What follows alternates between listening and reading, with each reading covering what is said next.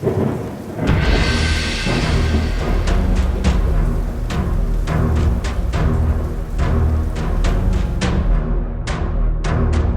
up, Headless Horde? Welcome back to the channel. Today we got some exciting new updates about the Star Wars universe. One involving the movie Starfighter, and another is a cool story that will be shown in an animated series that shows us something that the Star Wars sequel movies never did. So buckle up, because we're going to dive into what Matt Smith's new Star Wars role just might be. And also, how Star Wars Visions Season 3 is finally exploring the rebirth of the Jedi Order. But first, don't forget to smash that like button, subscribe if you're new to the channel, and let's go ahead and get things going. Okay, first up we have Matt Smith. Now, if you did not hear, it was announced a few days ago that Matt Smith, best known from Doctor Who and his role as Prince Daemon Targaryen in HBO's hit House of the Dragon. Well, guess what? He's joining the cast of the new Star Wars movie called Starfighter. Now, it was recently announced that Mia Goth is going to be playing the villain versus Ryan Gosling's character. Now, the big question everyone has is, who is Matt Smith playing? A new report suggests he'll be a military general, a big boss in the army. But here's the twist: he won't have any force powers. So no Jedi or Sith magic for him this time. Instead, he's expected to be more of a strategic villain, like a tough military leader causing troubles for our heroes. So think maybe somebody like Grand Admiral Thrawn. The movie takes place about 5 years after the last big saga movie, The Rise of Skywalker. That means it's set after the famous Skywalker family stories ended. And Matt Smith will also be up against Ryan Gosling, who we don't know a lot about yet, but is probably the hero, and in my estimate will probably end up being a Force user. There's also Mia Goth, who is said to be playing a female villain. So Matt Smith's character most likely will be sharing the screen with her as a team of villains or rivals to Ryan Gosling's character. Now, I did find this very interesting. Matt Smith wasn't the first choice for this general role.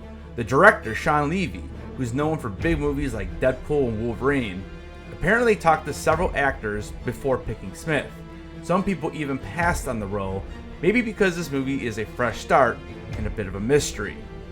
There was also talk in the past about Matt Smith possibly playing a young version of Emperor Palpatine in the sequel trilogy, but that never ended up happening. Now he's stepping into this military general role, which might not be as flashy as a Force user, but could be just as dangerous.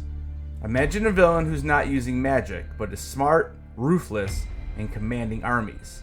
That kind of bad guy can be just as scary. So what does this mean for the Star Wars galaxy? Well, it shows the Star Wars stories aren't just about Jedi and Sith. There are plenty of other important players, like politicians, generals, and spies, who shape the galaxy's future. Take a look at how they brought Andor full circle in Season 2. I think it'll be exciting to see how this movie builds a new chapter in the Star Wars timeline. Now let's switch gears and talk about Star Wars Visions Season 3. If you're not familiar, Visions is a special Star Wars animated series that isn't part of the official canon storyline.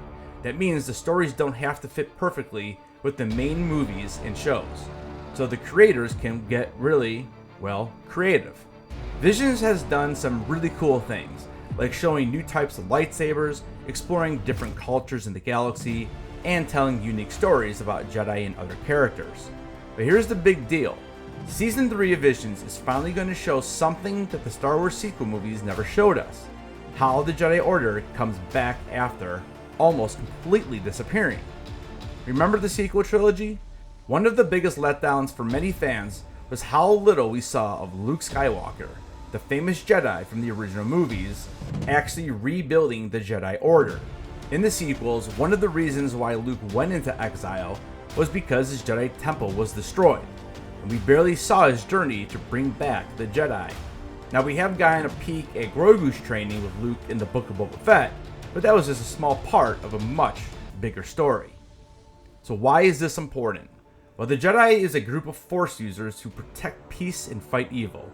After the Empire and the Sith almost wiped them out, rebuilding the Jedi was supposed to be a huge mission for Luke, but the movie skips showing that part of the story.